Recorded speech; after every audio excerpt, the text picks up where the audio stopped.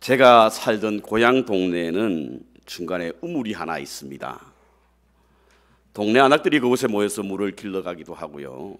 빨래도 하고 간혹은 시장에서 일하는 남정네들이 그곳에 등목을 하기도 했던 곳입니다. 물을 사용하지 않을 때는 뚜껑을 덮어서 그 물을 보호하기도 했는데요. 언젠가부터 인간은 사람들이 물을 길러 오지 않습니다. 알아보았더니 땅이 말라 더 이상 우물에서 물이 나오지 않는 것입니다. 그러자 누가 먼저 했는지 알 수 없지만 그곳에 연탄재를 비롯한 생활 쓰레기가 쌓이기 시작하더니 급기야는 악취가 나기 시작하는 것입니다. 우리의 심령에도 성령의 역사로 하나님의 거룩을 닮아가려고 하는 거룩한 생명이 흐르지 않으면 메마릅니다. 그리고 우리의 삶에는 악취가 나게 되는 것이지요. 거룩해지는 것은 겉으로 드러나지 않는 심령의 상태를 말하는 것입니다. 그래서 우리는 누가 더 거룩하고 신령한지 분별하기가 쉽지 않습니다. 하지만 거룩함의 능력 그리고 열매를 통해서 우리는 거룩의 무게를 달 수가 있습니다. 마태복음 12장에 보면요, 예수님께서 나무가 좋으면 그 열매도 좋고 나무가 나쁘면 그 열매도 나쁘다, 그 열매로 그 나무를 안다라고 하는 말씀을 하셨는데요, 우리의 삶 속에 드러나는 삶의 열매는 그 사람의 거룩의 수치를 알 수가 있는 것입니다. 흔히들 기도 많이 하고 말씀 많이 알고 영적 교제를 잘하는 분들이 거룩한 분이다라고 생각하고 말씀한 분들이 계신데요, 사실 엄밀히 따지자면 그것 자체가 거룩한 것은 아닙니다. 거룩한 열매를 맺기 위한 자양분일 뿐이지요. 우리가 거룩한 열매를 맺기 위해서 영양소가 필요하지 않습니까? 그 영양소가 뭐냐면 바로 기도와 말씀 그리고 영적 교제인 것입니다. 금년에 저희 교회가 하나님의 거룩함을 이루라고 하는 표현을 가지고 시작해서 거룩함의 능력, 열매를 기쁨, 화평 그리고 소망을 목표로 삼아서 계속해서 말씀을 묵상해 왔는데요, 오늘은 그 마지막으로 소망에 관한 말씀을 함께 묵상하도록 하겠습니다. 기독교의 명서 가운데 단테가 지은 신곡이 있습니다. 그 신곡에 보면 지옥편이라고 하는 이름이 나오는데요, 그 지옥편에 보면 지옥 입구에는 이런 글이 써 있다고 합니다. 일체의 희망을 버려라. 지옥 입구에는 일체의 희망을 버려라. 그렇습니다, 여러분. 희망이 없는 곳이 지옥입니다. 아무리 천국과 같은 삶을 산다 하더라도 소망이 없으면 지옥이고요, 지옥과 같은 삶을 산다 하더라도 소망이 있으면 그곳이 곧 천국이 될 수 있다는 것입니다. 저는 우리 만백성교회 모든 교우 여러분들과 제가 소망을 가지고 천국의 삶을 사시기를 축원합니다. 그렇게 살았으면 좋겠어요. 여러분, 우리가 가지는 소망이 뭡니까? 여러분, 어떤 소망을 가지고 신앙생활 하세요? 소망이 있다고 하는데 어떤 소망을 가지고 있죠? 무엇이 우리에게 소망입니까? 베드로전서 1장에 보면요, 이 베드로서의 배경을 제가 한번 말씀을 드린 적이 있는데요, 이 바지가 자꾸 내려갑니다.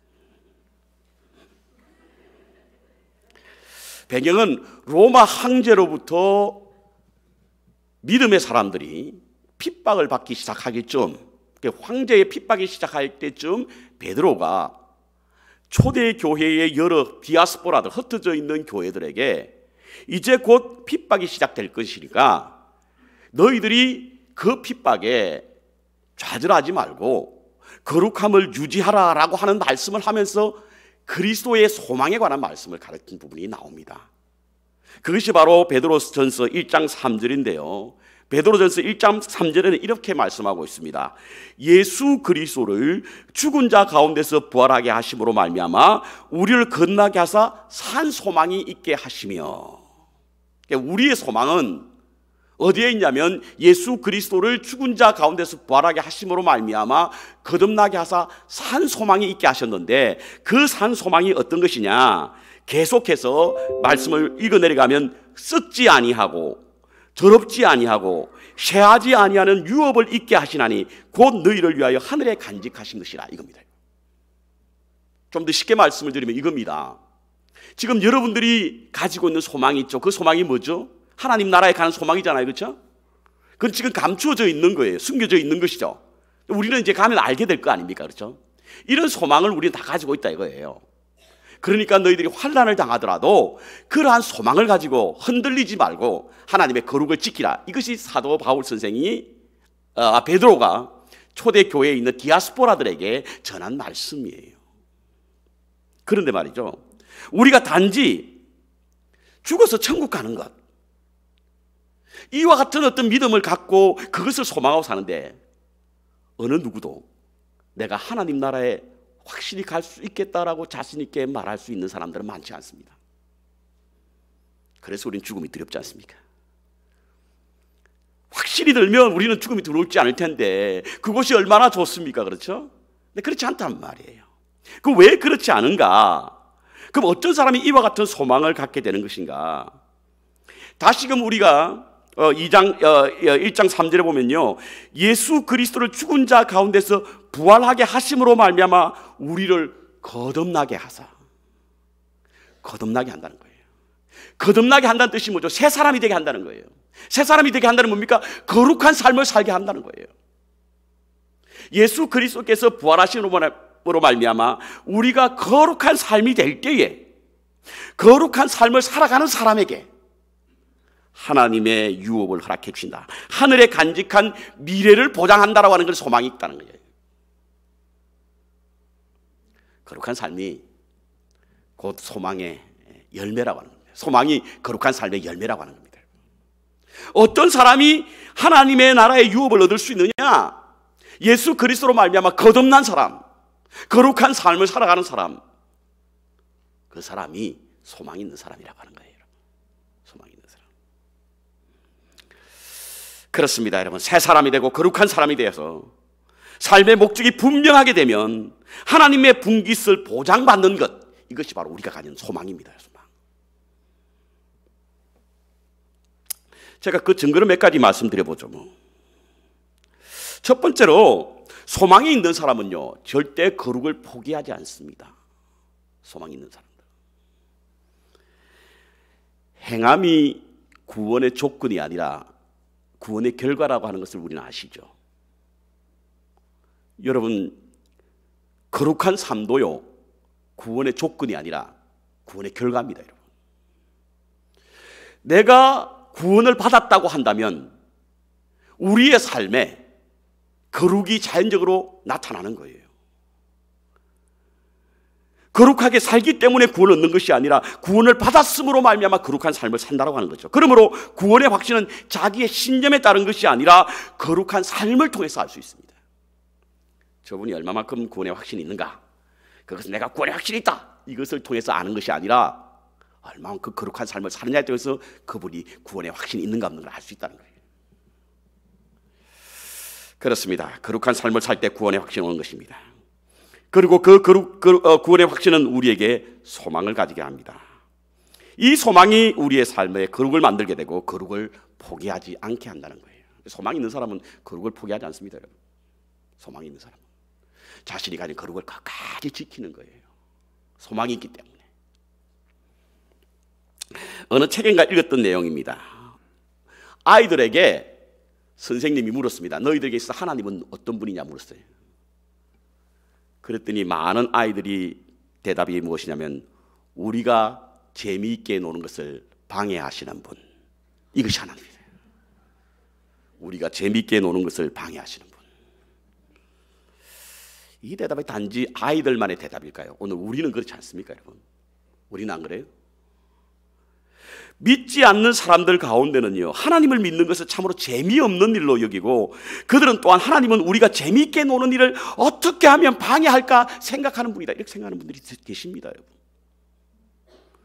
사람들이 흥미롭게 여기는 것들 가운데 하나님이 싫어하는 것 있잖아요. 사람들이 좋게 여기는 것 가운데 하나님이 미워하는 것이 있습니다. 그러다 보니까 사람들이 재미있게 사는 일에 하나님을 방해꾼으로 여기는 거예요. 그래서 적당하게 신앙생활, 거룩한 삶을 거추장스럽고 고리타분한 것으로 여기며 신앙생활 하시는 분들이 계십니다. 적당하게 세상과 타협하고 세상의 것을 포기하지 않고 거룩하지 않는 삶을 사는 분들이 계시죠. 하지만 우리를 위하여 감춰진 하나님의 분깃이 있다고 하는, 유업이 있다고 하는 그런 소망이 있는 분들은 결코 거룩을 포기하지 않습니다. 두 번째로 소망이 있는 자는요, 거룩을 무너뜨리려고 하는 유혹을 극복합니다. 사단은 참 염치가 없는 것 같아요. 염치가 없는 그런 사단입니다. 왜냐하면 하나님이 오로지 한 사람을 만드시고 동산에서 그와 교제를 가지려고 하는데 사단이 끼어들어가지고 유혹했잖아요. 아담. 신약에 와보니까 심지어는 하나님이 육신의 몸을 입고 오신 그분에게도 사단이 유혹을 합니다. 얼마나 염치가 없어요. 적당해야지. 이와 같이 사단은 끊임없이 우리를 유혹합니다, 여러분. 마치 우는 사자와 같이 입을 벌리고 삼킬 만한 자를 두루 찾아다니는데요, 우리는 간혹 입을 벌린 그 사자 입에다가 우리 머리를 집어넣을 때도 있잖아요. 어떤 전도자가 여행을 하기 위해서 비행기를 탔습니다. 그 옆자리에 앉은 어떤 여인이 열심히 기도를 하더라 합니다. 그래서 이 전도자는 마음이 흡족했어요. 아, 정말 내 옆자리에 믿음이 좋은 사람이 타서 참 좋다. 그래서 한참을 기다렸다가 그분이 기도가 거의 끝날 때쯤 돼서 물었답니다. 교회 나가시나 보죠? 어느 교회 나가세요? 라고 물었더니 그분이 하시는 말씀이, 아니요, 저는 사탄을 믿습니다. 그리고 저는 이 땅에 있는 모든 교회와 성도들이 사탄의 유혹으로 다 허물어지기를 원합니다. 이 전도자가 깜짝 놀랐어요. 어떻게 이럴 수가 있지? 그런데 더 놀라운 것은요, 이 여인의 기도가 너무 간절하더라는 거예요. 너무 간절하다는 거예요. 그래서 오늘날 교회들이 다 위기를 겪고 있나요? 성도들이 어려움을 겪고 있나요? 이렇듯 사단은 우리를 끊임없이 유혹합니다, 여러분. 어떻게 하면 교회와 성도를 파멸시킬까 생각하는 거예요. 그런 유혹에도 넘어지지 않는 사람이 누군 줄 아십니까? 그렇습니다, 여러분. 소망이 있는 자입니다. 소망이 있는 자. 소망이 있는 자는 그 유혹에 넘어지지 않습니다. 존 파이프라고 하는 목사님은요, 하나님을 향한 갈망의 가장 큰 걸림돌은 독이 아니라 애플파이다, 이런 말을 했습니다. 천국을 사모하는 우리 입맛을 버리는 것은 악인의 잔치가 아니라 세상의 탁자 위에 쉬지 않고 야금야금 집어먹는 것들이다, 이렇게 말했습니다. 외설적인 비디오가 아니라 우리가 매일 밤 황금 시간대에 애청하는 신변 잡기 프로그램들이 우리의 거룩을 허무뜨리고 있다, 이렇게 말했습니다. 우리가 좋아하는 것들, 흥미로워하는 것들, 그리고 재미있어하는 것들이 우리의 거룩을 유혹한다는 것입니다, 여러분. 하지만 소망이 있는 자들은요, 불로 연단하여도 금보다 더 귀한 예수 그리스도로 말미암아 소망이 있으니 결코 유혹에 넘어지지 않는다는 거예요. 세 번째로, 소망이 있는 자는 거룩한 삶의 동기가 됩니다. 소망은 거룩한 삶의 동기가 되는 거예요. 오늘날 많은 사람들이 축복과 행복은 구하지만 거룩함을 구하지 않습니다. 그냥 자연적으로 거룩해지는 줄 알아요. 그렇지 않지 않습니까, 여러분? 꿈과 비전은 구하지만 심령에 흐르는 하나님의 생명의 거룩함은 구하지 않습니다. 이는 거룩함에 대한 동기보다 행복을 추구하는 동기가 더 크기 때문이죠. 그런데 소망이 있는 사람들은요, 소망이 우리로 하여금 거룩하게 살아갈 수 있도록 동기부여를 하는 겁니다. 소망이 있는 사람들은 거룩을 잃지 않는 거죠. 이와 같이 소망은 거룩한 삶의 열매인 것을 증명하고 있습니다. 거룩한 사람은 소망의 열매를 맺고 소망은 거룩한 삶을 살게 하는 것입니다. 오늘 본문으로 돌아가겠습니다. 오늘 본문은요, 바울이 로마로 죄인의 신분으로 압송될 때 일어났던 한 사건입니다.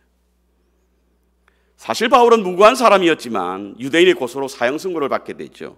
하지만 로마의 심은권을 가진 사람은 로마에 가서 사형을 집행하게 되어 있는 당시의 법을 따라서 그는 로마로 향하여 가고 있는 중이었습니다. 배를 타고 가게 되었다고 하는데요, 당시에는 육로보다 사람들이 다 해로를 많이 이용했습니다. 그것은 왜냐하면 육지에 있는 강도들의 위험, 피해를 줄일 수 있고 동시에 시간을 단축할 수 있었기 때문에 배를 많이 이용하게 되었던 것이죠. 그런데 오늘 배가 언제 출발했느냐를 알게 하는 말씀이요, 9절에 나오는데 저희들이 읽진 않았지만 9절에 보니까 여러 날이 걸려 금식하는 절기가 이미 지났으므로. 금식하는 절기가 어떤 것이죠? 뭐 우리가 흔히 말하는 속죄, 뭐 용킵, 그러면 한 9월, 10월 이 시기가 지나면 초겨울이 되지 않습니까? 겨울에 항해를 한다는 것은 어리석은 일이거든요. 그래서 오늘 본문 9절에 보면 행선하기에 위태한지라라고 말씀하고 있는 것입니다. 그래서 바울은 이 항해를 중지하고자 요청을 한 거예요. 그럼에도 불구하고 이 항해는 시작되었습니다. 그건 왜냐하면 11절에 보니까 바울의 말보다 선장이나 선주의 말을 더 믿었기 때문이고, 12절에 보면 많은 사람들이 항해하기를 원했기 때문이다. 선장과 선주는 항해 경험이 많았죠. 유경험자 아닙니까? 전문가잖아요. 바다의 잔뼈가 굵은 사람입니다. 항해를 하는 일에 있어서는 바울보다 월등히 뛰어난 사람이었습니다. 백부장은 당연히 그의 말을 더 믿게 되는 거죠. 동시에 지금 이게 출항하고 있는 이 미항이라고 하는 곳에, 이곳에는 겨울을 나기에, 과동하기에, 겨울을 지나기에 여러 가지 조건이 흡족하지 않고 갖춰져 있지 않은 곳이었어요. 예를 들어서 호텔이 많지도 않았고요, 그 죄인들과 거기 항해하는 사람들이 머물 만한 공간도 없었다는 거예요. 그래서 그들은 항해를 시작하기로 결정을 하는 겁니다. 저는 뭐 이들의 판단이 매우 그렇지는 않지만 일종의 합리적이었다, 저렇게 보는 겁니다. 뭐 물론 이것을 해석하는 분들이 다르게 해석하는 분도 있겠지만 일반적인 생각에는 아마 그 항해가 시작되는 것이 맞다라고 보는 것이죠. 그래서 그들은 그와 같은 이유 때문에 위험을 무릅쓰고 출항을 시작합니다. 처음에는 순조로웠습니다. 13절에 보니까 남풍이 순하게 불매 저희가 덕이 한 줄 알고, 저희들의 결정이 맞는 줄 알고, 그래서 닷을 감아 그레데 해변에 가까이 했다. 처음 출발은 순항했습니다. 아주 정말 노련한 항해 솜씨로 그 출발이 아주 좋았습니다. 그런데 말이죠, 오늘 본문이 시작되는 14절에 보니까 느닷없이 광풍이 불기 시작하는 겁니다. 우리가 잘 알고 있는 유라굴로 광풍. 영어 성경에는 유라굴로라고 하는 말이 없습니다. 대신에 northeast라고 하는 광풍, northeast라고 하는 말을 쓰고 있습니다. 이 유라굴로라고 하는 단어는요, 어디에서 나왔냐면 이 광풍의 성질을 말하고 있는데, 파워포인트에 동풍과 이스트와 노스, 북풍이 함께 만나는 곳이 바로 유라굴로입니다. 두 북풍이 만났다는 거예요. 동풍을 우리 히라보로 유로스, 북풍을 킬로라고 하는 이 두 단어가 합성해서 유라굴로가 된 겁니다. 이것이 광풍이 된 것은 두 개의 폭풍이 함께 만났다는 거예요. 퍼펙트 스톰이라고 하는 영화가 있습니다. 1991년도 매사추세츠에서 실제로 일어났던 것을 영화로 만든 것인데요, 고기잡이를 나섰던 사람이 갑자기 광풍을 만나게 되어서 파선의 위기 속에서 그들을 구해내는 그런 영화입니다. 무엇을 퍼펙트 스톰이라고 말하느냐? 그것은 바로 두 개의 강풍이 하나 만날 때 그걸 갖다 퍼펙트 스톰이라고 말하는 거예요. 지금은 오늘날 이 경제학자들이 세계 경제를 진단할 때 이 퍼펙트 스톰이라고 하는 표현을 쓰고 있는데요, 모든 악재가 함께 겹쳐서 한꺼번에 나타남으로 말미암아 경제 공황에 빠지게 될 때 그들은 흔히 퍼펙트 스톰이라고 말합니다. 오늘 본문의 이 유라굴로는 그야말로 퍼펙트 스톰이었어요.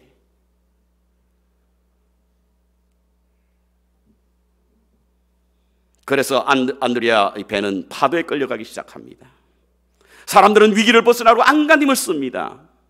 사공들은 자신의 경험을 살려 배를 가볍게 하기 위해서 모든 짐도 다 버리지요. 그럼에도 좀처럼 그 광풍에서 벗어날 길이 없는 겁니다. 사흘 동안 그들은 폭풍에 갇혀서 기진맥진해 있습니다. 그 상황을 오늘 20절은 이렇게 표현하고 있는데, 우리 다 같이 20절 한번 볼까요? 27장 20절에 이렇게 표현되어 있습니다. 여러 날 동안 해와 별이 보이지 아니하고 큰 풍랑이 그대로 있음에 구원의 여망이 다 없어졌더라. 도무지 구원받을 만한 그런 일들이 기대할 수 없게 되었다는 거예요. 제대로 먹지도 마시지도 못하고 그곳에 벗어나려고 안간힘을 힘을 썼지만 죽음의 강풍이 찾아들어 앞이 보이지 않는 것입니다. 그러니 살 소망을 잃어버리게 됐다는 것이죠. 모두 죽음의 절망에 삼킨 바 된 것입니다. 이때 바울이 그들 앞에 섭니다.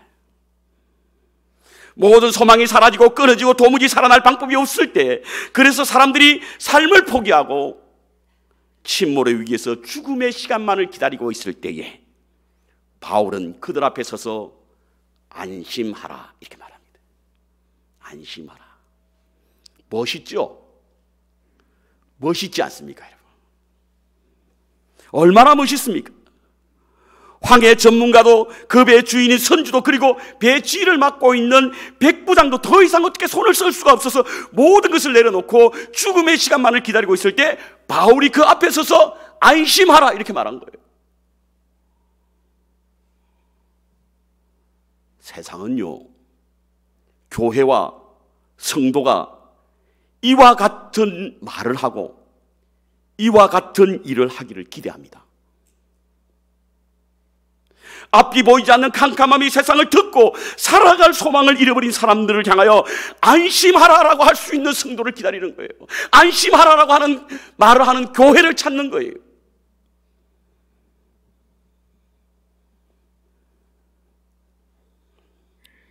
바울이 이 말을 일시적으로 사람의 흥분을 가라앉히기 위하여 안심을 시키기 위한 일시적인 처방이었거나 혹은 그의 허세나 속임수가 아니었습니다. 저는 정말 거룩한 사람이 되어서 소망을 가진 자예요. 소망을 가지고 있으니 다른 사람하고 소망을 주었던 겁니다. 왜 우리가 소망을 주지 못합니까? 우리 안에 소망이 없기 때문이죠. 그렇다고 한다면 본문에서 바울이 무엇 때문에 소망을 선포할 수 있을까? 첫 번째로 소망의 근거가 언약이었습니다. 언약. 우리 25절 보겠습니다. 23절에 이렇게 기록되어 있습니다. 나의 속한 바 나의 섬기는 하나님의 사자가 어젯밤에 내 곁에 섰다는 거예요. 그렇게 말씀하셨는데 25절에 보니까 나는 내게 말씀하신 그대로 되리라. 내 곁에 서서 하나님의 천사가 내 곁에 서서 두려워하지 말라. 그런데 그것이 그대로 이루어질 것이다. 그는 하나님의 언약을 꼭 붙잡았던 것입니다. 여러분, 우리의 소망의 근거는 하나님의 말씀이에요. 우리가 소망을 가질 수 있는 것은 바로 하나님의 언약 때문입니다. 여러분, 하나님의 언약이 우리의 소망의 근거가 될 수 있는 것입니다. 주님은 우리에게 세상 끝날까지 우리와 함께 하실 것이라고 말씀하셨고요, 결단코 우리를 버리지 않을 것이라고 말씀하셨으며 우리를 영원한 생명의 길로 인도하실 것이라고 하는 약속, 그 약속이 우리에게 소망의 근거가 될 수 있는 줄 믿습니다. 여러분, 소망의 근거예요. 이전에 있던 교회에 사업에 큰 위기를 겪었던 한 분의 가정에 신방을 했던 적이 있습니다. 얼마나 힘들어했는지 코가 다 빠져 있어요. 코가 다. 옆에 앉아있으니 저도 같이 한숨이 나오는 것 같이. 그런 분이 계셨어요. 뭔가 좀 위로를 하고 용기를 주기 위해서 갔다가요, 아무 소리도 못하고 그냥 말씀 한 것만 읽었습니다. 그 말씀이 바로 고린도전서 10장 13절인데요. 사람이 감당할 시험 밖에는 너희에게 당할 것이 없나니 오직 하나님은 미쁘사 너희가 감당치 못할 시험을 당함을 허락지 아니하시고 시험 당할 점에 또한 피할 길을 내사 너희로 능히 감당케 하시느니라. 이 말씀 그냥 읽고 온 거예요. 코가 빠져 있으니 같이 있으니까 자꾸 저도 코가 빠질 것 같아서 그냥 이 말씀만 읽고 왔습니다. 근데 주의 주일날 이분이 교회로 왔는데 얼굴이 확 펴져 왔어요. 그 전까지만 해도 얼굴이 그냥 보기가 민망할 정도로 힘들어했는데 목사가 보니까 얼마나 좋습니까, 여러분, 그렇죠? 그래서 문제가 해결됐습니까? 잘 됐습니까? 이랬더니 그분이 하신 말씀이 아니요, 여전히 힘듭니다. 그럼에도 불구하고 소망을 가지게 되었습니다. 왜냐하면 이 약속의 말씀 때문에. 이 약속의 말씀 때문에. 지금 내게 시련이 왔는데 하나님께서 감당할 시험을 주신 거는 믿는다는 거예요. 감당치 못할 시험은 내게 주지 않고 만약에 주었다고 한다면 그 시험이 올 때쯤엔 하나님을 피하게 하신다는 말씀이 제게 큰 위로가 됐고 소망이 됐었다는 이야기. 그러고 나니까 그 마음속에 평안함이 찾아오더라고요. 말씀을 붙잡으니 이 말씀대로 될 것을 믿으니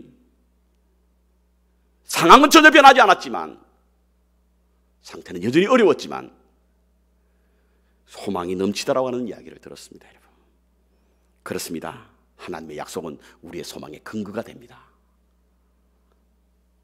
두 번째로 하나님의 계획과 섭리가 우리의 소망의 이유입니다. 이유. 우리가 소망을 가지 않은 이유는요, 하나님의 섭리와 계획입니다. 24절 보겠습니다. 24절. 바울아, 두려워 말라. 내가 가이사 앞에 서야겠고 또 하나님께서 너와 함께 행선하는 자를 다 내게 주셨다. 지금 바울이 가고 있는 것은요, 하나님의 섭리와 계획을 따라 가고 있는 거예요. 왜냐하면 사도행전 19장 21절에 보면요, 사도 바울 선생이 예배소 교회에서 3차 전도 여행을 마치고 난 후에 내가 로마도 보아야 하리라라고 하는 말씀하셨고, 사도행전 23장 11절에 보면 주님께서 그것을 확정해 주셨어요. 어떻게 확정해 주셨냐면 내가 예루살렘에서 나를 정언한 것 같이 로마에서도 정언할 것이다, 이렇게 약속해 주신 거예요. 그렇다고 한다면 지금 바울이 가고 있는 로마로 향하는 그 길, 비록 배에 파선의 위기가 있지만 그 길은 바로 하나님의 계획과 섭리를 따라가는 거예요. 그러니까 우주를 다스리는 하나님께서 광풍 하나쯤 못 잡겠습니까? 내가 이렇듯 죽음의 위기 속에도 소망을 가질 수 있는 것은 내가 지금 가는 길이 하나님의 계획과 섭리를 따라가기 때문에 우리는 결코 망하지 않을 것이다. 우리는 결코 죽지 않을 것이다.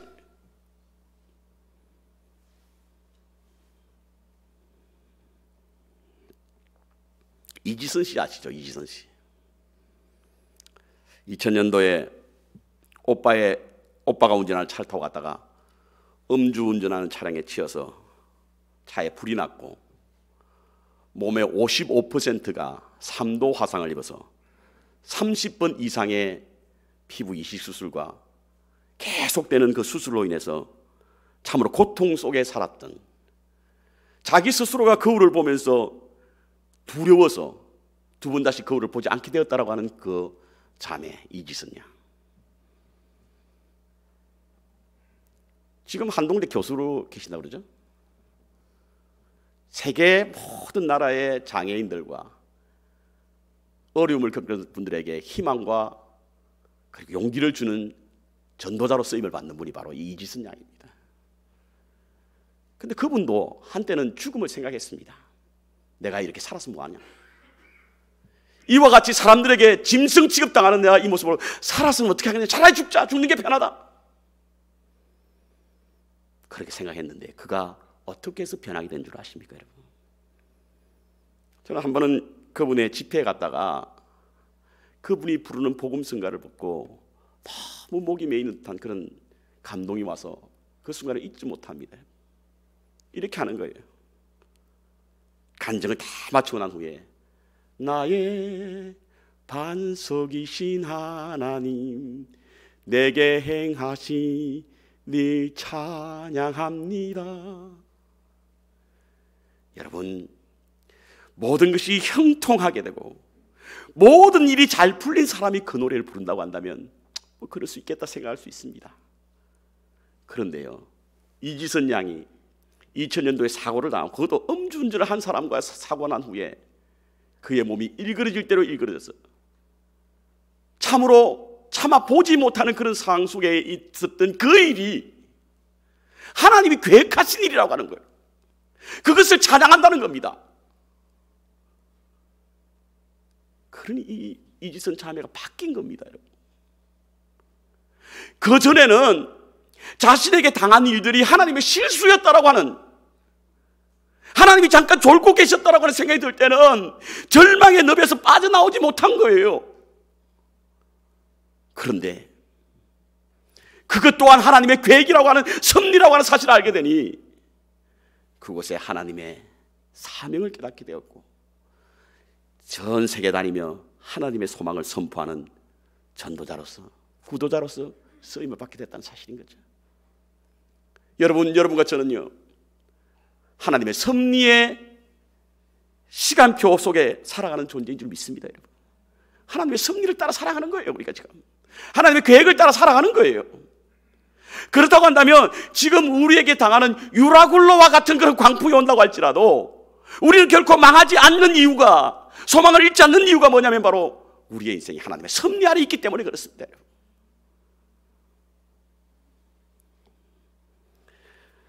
세 번째로 소망의 핵심은 믿음입니다. 믿음. 두려워 말라, 안심하라. 하나님이 내게 말씀하신 대로 그대로 되리라고 하나님을 믿노라. 소망의 근거가 되는 언약, 소망의 이유가 되는 하나님의 섭리와 계획, 그와 같은 것을 바울이 믿었기 때문에 그는 소망을 잃지 않았던 것입니다. 여러분, 우리가 절망하는 이유가 어디 있습니까? 환경 때문입니까? 형편 때문입니까? 조건 때문입니까? 아니에요. 믿음이 없기 때문이에요. 믿음만 있다고 한다면 우리는 능히 우리에게 닥친 유라굴로와 같은 광풍 속에서도 하나님의 소망을 볼 수 있는 줄 믿습니다. 우리의 오른손에는 언약이 있고 왼손에는 하나님의 계획과 섭리가 있음에도 불구하고 두려워하고 절망하는 것은 바로 그와 같은 언약과 섭리와 계획을 이루시는 하나님을 믿지 못하기 때문인 거예요.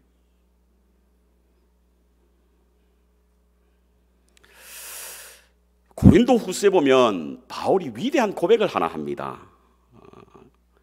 어떤 고백이냐면, 무명한 자 같으나 유명한 자예요. 죽는 자 같으나 보라 우리가 살고, 징계받는 자 같으나 죽임을 당하지 아니하고, 근심한 자 같으나 항상 기뻐하고, 가난한 자 같으나 많은 사람들의 부욕해 하고, 아무것도 없는 자 같으나 모든 것을 가진 자다. 이렇게 고백하고 있는 거예요. 아니, 이런 용기가 어디서 나왔죠? 어디에서 이와 같은 고백이 나올 수 있겠습니까? 그렇습니다. 하나님을 믿는 믿음 안에서 가진 소망 때문입니다. 소망이 있는 사람은요, 무명한 자 같으나 유명한 자요, 죽은 자 같으나 우리가 살고, 징계받은 자 같으나 죽임을 당하지 아니하고, 근심한 자 같으나 기뻐하고, 가난한 자 같으나 많은 사람을 부유하게 하고, 아무것도 없는 자 같으나 모든 것을 가진 자로 살아가는 것이 소망이 있는 믿음의 삶을 살아가는 자들입니다. 요즘은요, 이 미래 불확실성 때문에 미래학에 대한 학자들이 참 많이 나옵니다. 그리고 미래학에 관한 책도 참 많이 나와요.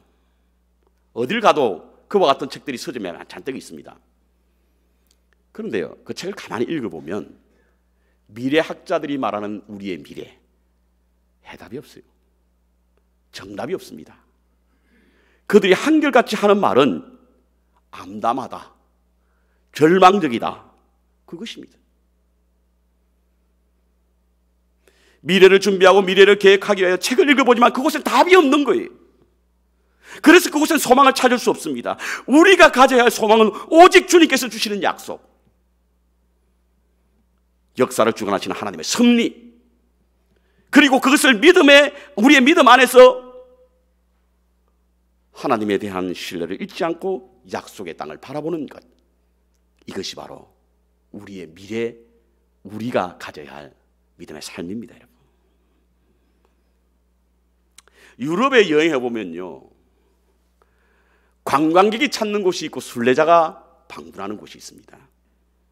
그 차이는 보는 것에 아름다움이 있는 것과 보이지 않는 곳에 아름다움이 있는 것의 차이입니다. 관광객들이 보는 것은 주로 외형적인 아름다움, 화려함이 있는 곳 찾잖아요.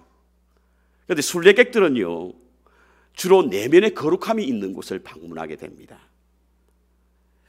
저는 작년에 연애 프로그램의 일환으로 영국을 방문했던 적이 있습니다. 방문 일정 속에 감리교 창시자였던 존 웨슬리 목사님이 회심했던 장소 올드스게이트를 방문했었습니다. 가기 전에 그곳이 참 대단하게, 여러분 사진에 보이지만 대단할 것으로 보았습니다. 그 다음 사진 한번 보여주시겠어요? 예, 아무것도 없는 거예요.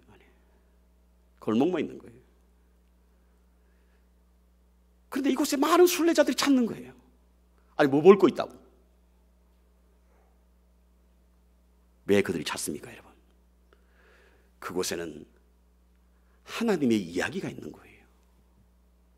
그곳은요, 그리스도의 정신이 살아 숨쉬는 곳입니다. 하나님의 거룩한 숨결을 느낄 수 있는 것이고 하나님의 신비를 느낄 수 있는 곳이 바로 저곳이기에 지금도 순례자들이 저곳을 방문하고 있습니다. 우리 교회가 이와 같은 장소가 되기를 소원합니다. 우리 교회가 이와 같은 장소가 되기를 원합니다. 외형적인 아름다움과 화려함보다는 내면에 깊고 거룩함이 있는 교회, 그 교회가 되기를 소원합니다. 인생의 방황은 예수 그리스도를 만나면 끝이 나고 신앙의 방황은 좋은 교회를 만나면 끝이 난다는 말이 있습니다. 예수 그리스도는 인류의 영원한 그리고 유일한 소망이시기에 주님을 만나면 인생의 방황은 끝이 납니다. 좋은 교회는요, 그 소망의 통로가 되기 때문에 영적 방황의 종지부를 찍을 수가 있는 거예요. 우리 교회는 이와 같은 소명으로 세움을 입었는 줄 믿습니다. 2019년 시작하면서 저는 우리 교회가 하나님의 거룩을 이루어 나가는 그런 교회가 되기를 위하여 표를 정했습니다. 성도의 삶이 기쁨이 넘치고 교회와 화평하며 세상에 소망을 줄 수 있는 성도와 교회가 거룩한 곳입니다. 우리 만백성교회 이런 교회가 되게 기도해 주시기 바랍니다. 교회 곳곳에 웃음이 넘쳐나고 평화가 가득하며 소망이 샘솟듯 일어나게 되는 신령한 교회 말입니다. 이와 같은 하나님의 거룩을 이루기 위해서 우리 다같이 기도하고 헌신하며 섬기는 복된 하나가 되시기를 주님의 이름으로 축원합니다.